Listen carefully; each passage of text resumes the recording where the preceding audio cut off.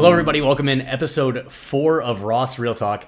Today's topic, marriage and romantic relationships. And so who better to discuss marriage and romantic relationships with than my wife, who, I don't know, for whatever reason, puts up with me and, allows me to do podcasts and crazy things like that. So yeah, we'll do a little bit of an interview of Angie today, and we'll talk about some of the things that we've both learned through the course of dating, not just each other, mostly in the process of dating each other, but also in the process of just discerning the right person to marry. Would you agree that we have a functional marriage, that we're doing well? Yes. Okay, yeah. Good. All right, great. So there you go, everybody. We have a functional marriage. We're doing well. This is not like we're not giving bad advice as people who are not in a good, healthy marriage. Okay, so anyway, I guess Angie, let's start. I'm gonna ask you most of the questions. Let's start by talking a little bit about your process as you were starting to kind of meet people. For those who don't know, my wife went through kind of a discernment process for religious life, and then let's talk about after that though. So after you left religious life, or that discernment process, what was in your mind when it came to finding relationships and kind of seeking that as the start of your journey? Well, I feel like I knew I wanted to get married. When I was in undergrad, I would go to my Catholic student group and they would talk about this beautiful ideal of marriage. Like marriage is giving of yourself to another person. Like your intimacy is supposed to mirror like life in the Trinity. And like, I really wanted that. But it's a lot different when you're actually married, living that out than that ideal. But that's right. what we're working towards. And, it's something I really wanted. Yeah. Going back to kind of that part of your life where you just started dating, what's something that, what were you specifically looking for at that point in your journey?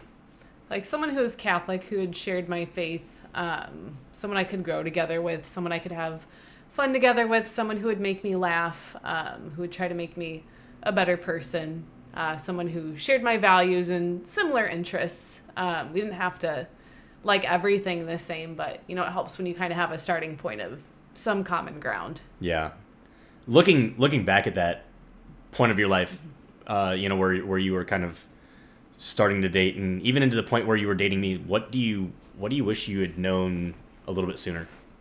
I think something I wish I would have known is that like it's okay to have like differing viewpoints on things, and that like just because you have things in common with another person doesn't mean that you're gonna think exactly the same thing on everything, and that like my viewpoint is not always right, but it's good to be in a different mindset. Sometimes I kind of need to look outside myself and see like, like somebody actually thinks different than I do and doesn't have the same views, and that's perfectly fine.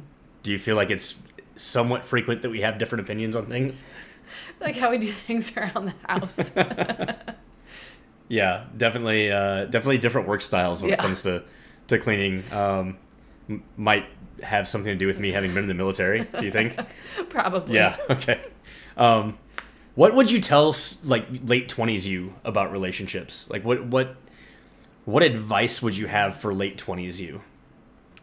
I think something I would tell my younger self is to just be open to other people and like learning new things. And, like I dated a couple different guys, and, I think it was good to see what worked and what didn't in different relationships. And, I think if you see some red flags in a relationship, to kind of like not ignore those. And then if you're in a new relationship, say, okay, like this is why my last relationship didn't work. Here's some things I want to look for, and maybe like what are some green flags. Yeah.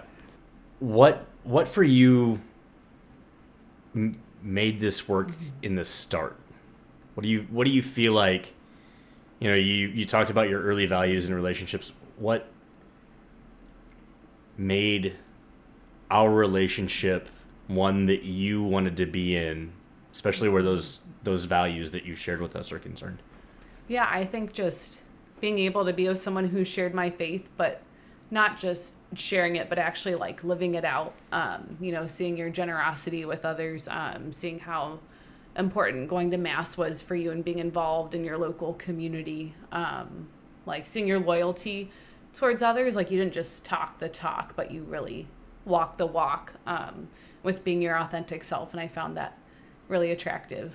And also just how you're able to make me laugh. And I love a good dad joke. So all the dad jokes, you know, just seeing you as being, you know, being your goofy self and just being able to lift me up when I needed it sometimes. Yeah.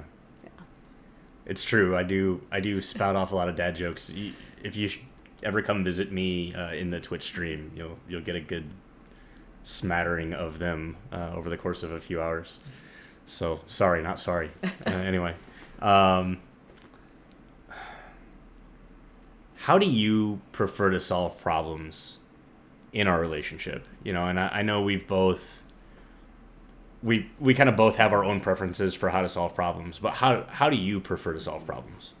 I feel like it's something I still need to work on, but still just like talking it out and hashing it out and like looking at all the different sides of an issue I think is helpful. And I'm a verbal processor, so sometimes I'll say things, but like I just need to like get it out. It doesn't mean it's the right answer, but I just need to lay everything out. Right. I know that might frustrate you sometimes.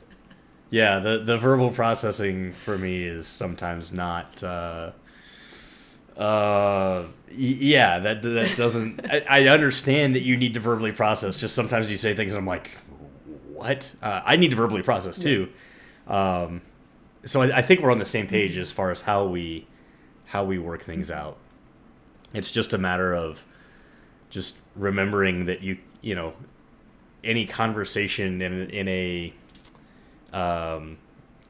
intense moment is kind of anything you say is a one-way door. You know, no going back. There's no eraser or backspace. But I agree. You know, being able to talk things out and have conversations and being able to sort of air our differences, I think it's really healthy to do that. I don't know if you remember how this worked for us.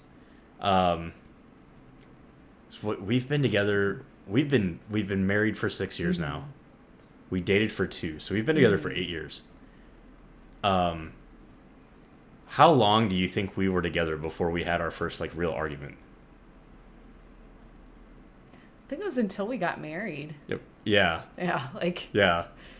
2 years. I can't remember what the first one was, but. It was probably in our marriage, I think. I think it was probably when we were in Washington. Yeah.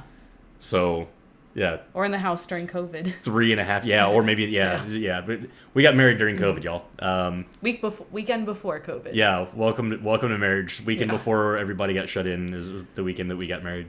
And shut in our house for. Yeah, exciting times. Yeah, so you might be right. It might have been during COVID. So 2 years into being together. Is that something you'd recommend to people? Getting married without having had an argument? Like it'd be good to hash out some differences first and see what your communication styles or lack thereof communication styles. Yeah. Yeah, so going back, if you could, we would have had at least one argument before we got married? Yeah. Yeah, yeah. Do you think we still would have gotten married if we'd had one argument before we got married? I think so. Yeah? Okay. It depends on what the argument was about. That's fair. Yeah.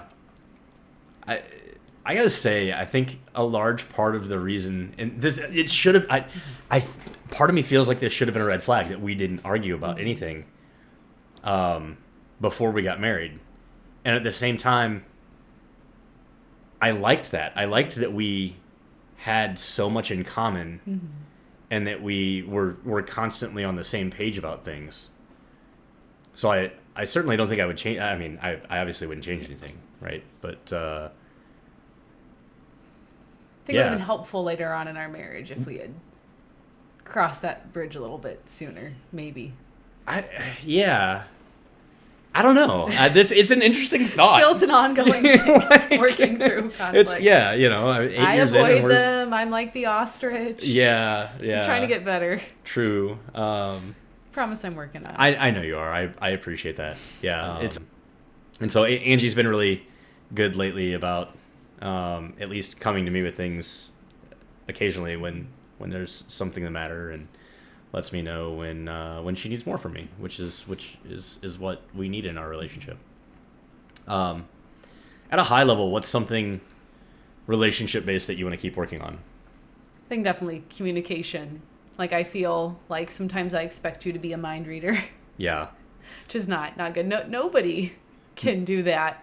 Where I have plans in my head and I communicate them last minute about how we're going to do things, and we need to talk. Yeah. Through plans like for trips or, other things. Right. Yeah, other important life things. Yeah. Like, we really need to talk through them, not the day of.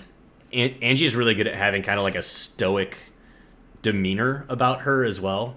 And so I don't often know when something's wrong unless something is seriously wrong.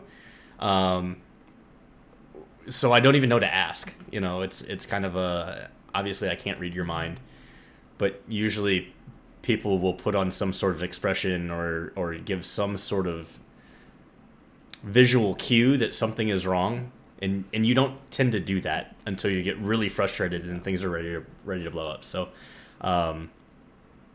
that's it's hard, but I'm glad that you're starting to do that. And I think that, people out there would appreciate that, I'm sure we're not the only ones that have gone through that or do go through that, and in relationships. So what's something that you want me to work on? I think, just like showing more initiative around the house with certain things. Like, it means the world to me when you unload the dishwasher. Yeah. Like, I know it's a little thing, but that just really makes my day. Or right. When you make the coffee, or, like, get our son up and change a dirty diaper. Like, yeah. Feel like I'm a stay-at-home mom. I'm in charge of all the cooking and cleaning and laundry, and gets to be a lot sometimes. And I appreciate just a little bit of extra effort, and noticing when I need help. But I know you've been I've definitely noticed that you appreciate it when I do that, and I'm certainly trying to do a little bit more, especially dishes first thing in the morning. It's so easy to just you know how fast I am at it, guys. I'm one of the fastest dish unloaders ever. Thank you. Multiple years working in roughly a year, I guess, working half a year. I don't know. Working in a Navy scullery, though, like, just super quick. Taught me to get those dishes out of the freaking dishwasher tray and get them put away really quick. I don't know. So easy thing for me to do. Not quite as easy for my 5'2" wife to do. Yeah. Plus having toddlers trying to run into the dishwasher as soon as they hear me unloading it. Literally, our son literally wants to climb into the dishwasher every time we open the dishwasher doors. So, what do you think the toughest thing about being in a relationship is? I think just, like, knowing that the other person, like, sees your flaws, like, very up close, and there's no escaping them, and, like, knowing that you can really hurt the other person, like, even if it's unintentional. And just, like, living with that and learning to forgive, I think, is one of the hardest things. You have flaws? I didn't even know. Or were you talking about me? What did you think marriage was really about before we met?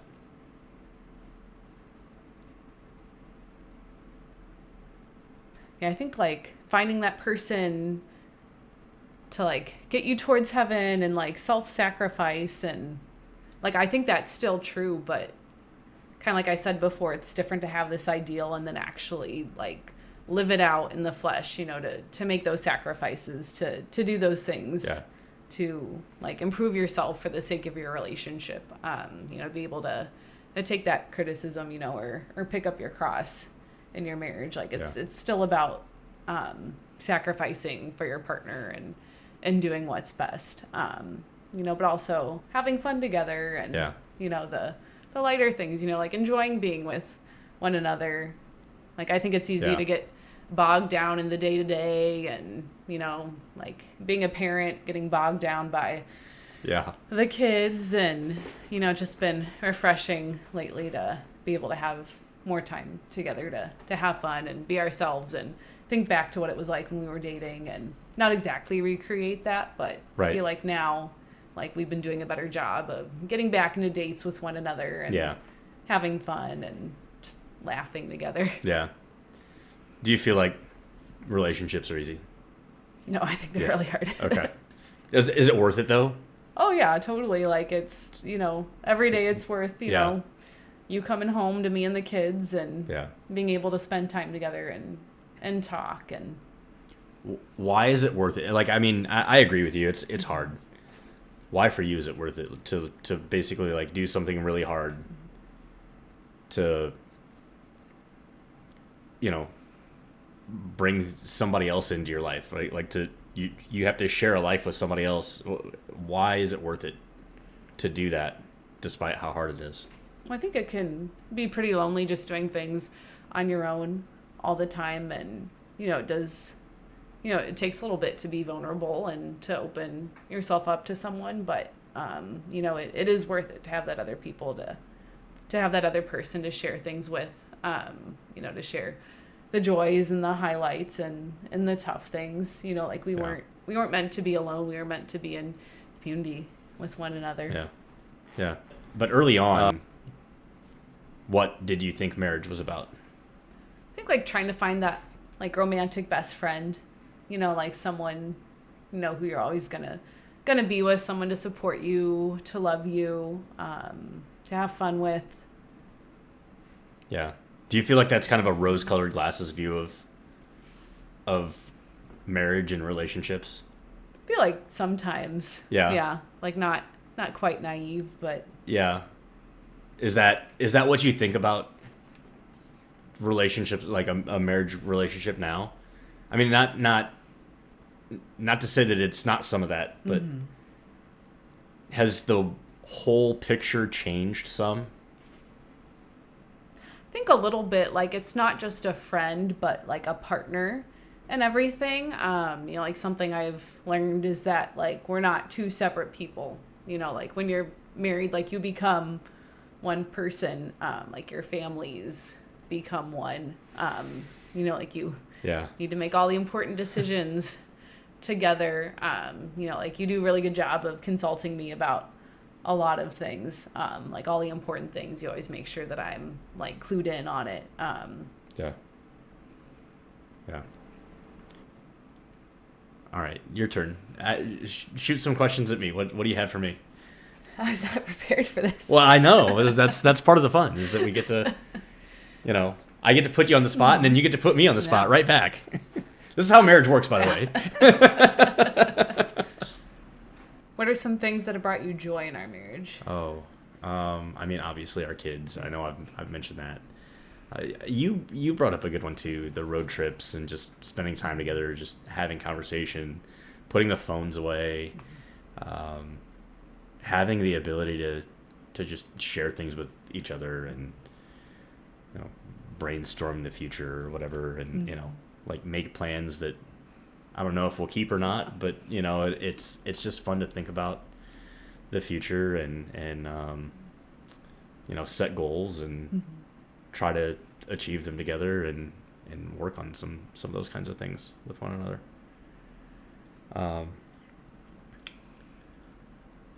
Oh man, what's your favorite song? I don't even think I know this. I don't even know what my favorite song is. There's too many good ones. There's a lot of good ones. That's why I said I don't think I know this. It's okay, so at least that's fair. I don't know because you don't know. Yeah. Okay. I could always listen to Mr. Brightside. Yeah, all right, fair enough. Yeah. Fair enough. Mr. Brightside, you heard it here. No repeats.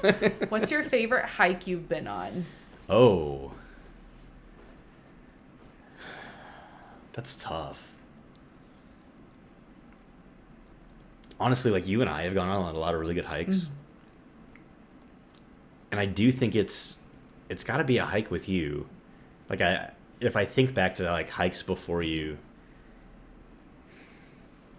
I don't know, we did a lot of hiking out west, and I think that's been a lot of fun. Actually, I'm going to take that back. So in high school, I went hiking with my dad in Yellowstone, and I have no idea. I can't remember what the trailhead was. I can't remember. I can't really remember, like, I don't even remember how old I was. Like, you know, I remember riding in the minivan. We had our dog. My sister was, I don't know, young, 5, 8, something. So I don't know how old I was. But my dad and I went on this hike just along the Yellowstone River. And I think it's it's one of those, like, really great, like, teenage boy and dad stories, you know, is we're just, like, having a good time, having a conversation, you know, and I'm having some good, like, father-son time. And we start walking back, and this black bear and its cub walk across the trail in front of us. Now, we didn't know that there was a cub. I thought it was just a cub. But it was actually a pretty big black bear. Wow. You know, and it was, I don't know, 50 yards away from us, something like that.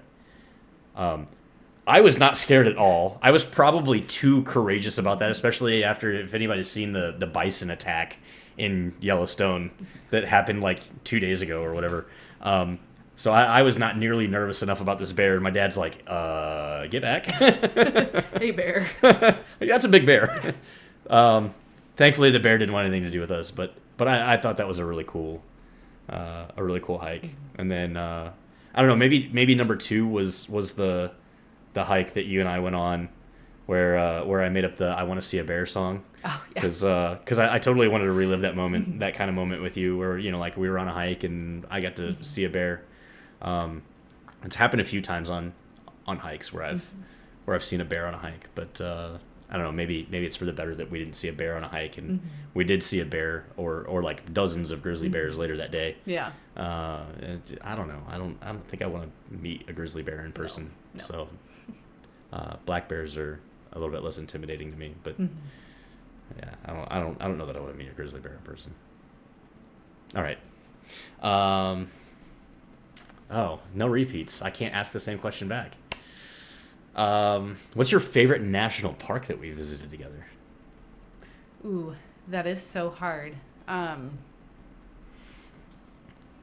It's between Acadia.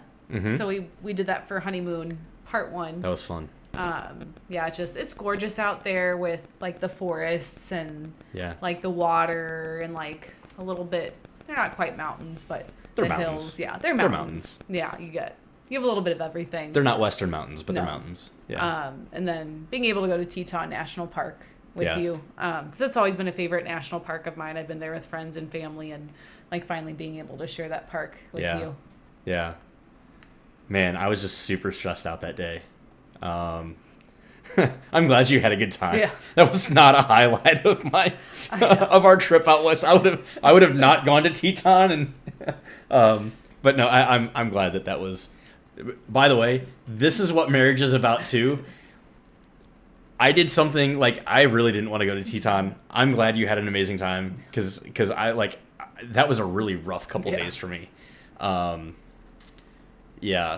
It was not something that I terribly wanted to do to begin with, but I wanted to do it to make Angie happy. And then kind of wasn't something that I was terribly excited about as we were going through it, but I just kind of kept my mouth shut and enjoyed it, you know, as much as I could, because Angie wanted to enjoy it and Angie was enjoying it. So that's, yeah. Yeah, it's beautiful out there, and I was like, you know what, like, I'm gonna really enjoy this. It really is. No matter what. And like, we went to Yellowstone, and I'd been to Yellowstone a couple times, and it's kind of the opposite. Like, it's his favorite national park, one of his favorites, and just kind of like, like Old Faithful. Yeah. We didn't do Old Faithful, though. We did everything else. We did everything else. We did Prismatic. The hot springs. The hot springs, yeah. So, I think the Tetons are really pretty. I think I was just more, like, I was definitely more upset about the hotel room. Guys, we paid $600 a night to stay at the Motel 6 out there. And I just like, to me, it wasn't worth it. To me, it was more worth it to like be up in Yellowstone, and I like the northern. I had never been to the northern end of Yellowstone before. Yeah, it was pretty up there. Like I feel like I got converted to be a Yellowstone person by the end of our trip, even though I'd been there a couple times. And you remember the wolf?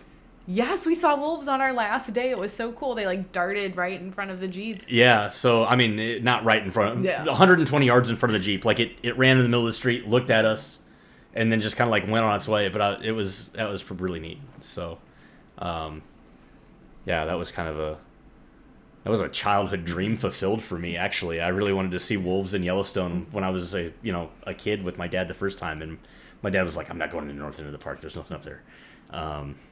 Well, guess what? We saw wolves, and we had a great time up there. So there's plenty to do up there too.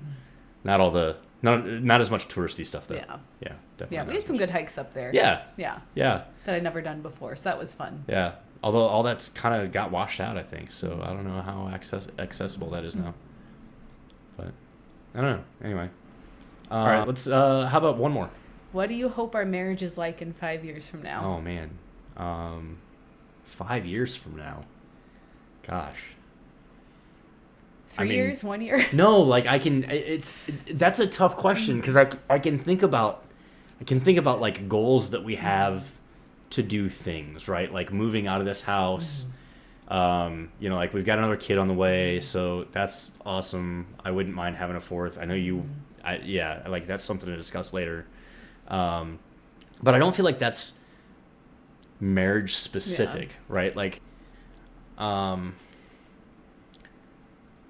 guess I hope our relationship continues to grow the way it has been, especially lately, where I know a lot of it's on me, where I wasn't like intentionally spending time dating you, and I feel like like we've kind of restored some of our early time together by making that monthly commitment to go out on a real date and just like try to spend real time with one another, tech free, and just enjoy each other's company. So I guess 5 years from now, I don't have a vision of what that looks like exactly, but I hope that we continue to do that and that it just grows into something really, really amazing. What's something that you would do? We always talk about 1% better on this on the podcast. You know that. So what's your 1% better everyday thing that you want to work on for our relationship, and how would you translate that into advice for the people watching? I think taking some time to like intentionally like put my phone down and have like a real conversation. Yeah. It doesn't have to be even like super deep every single day, but just talk about more real things apart from like, how's your day going? This is what the kids did. Yeah.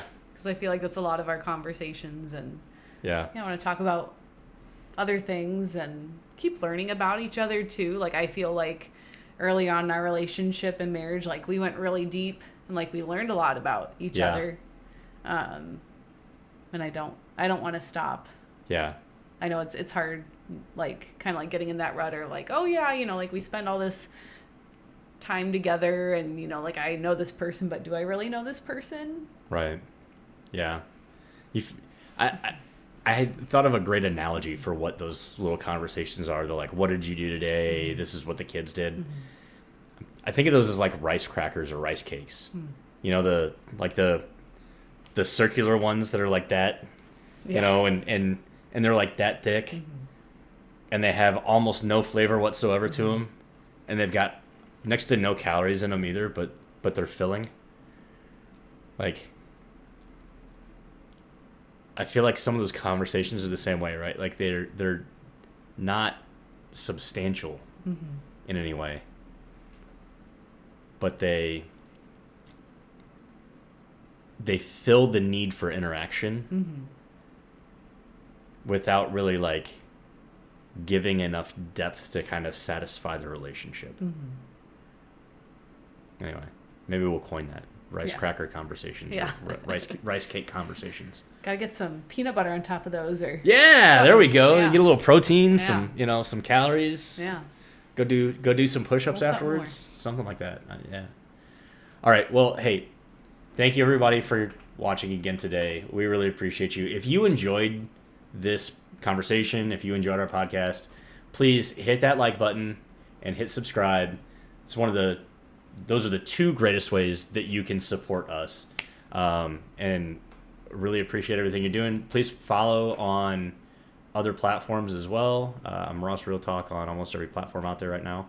So, hope to see you in the stream. Thank you.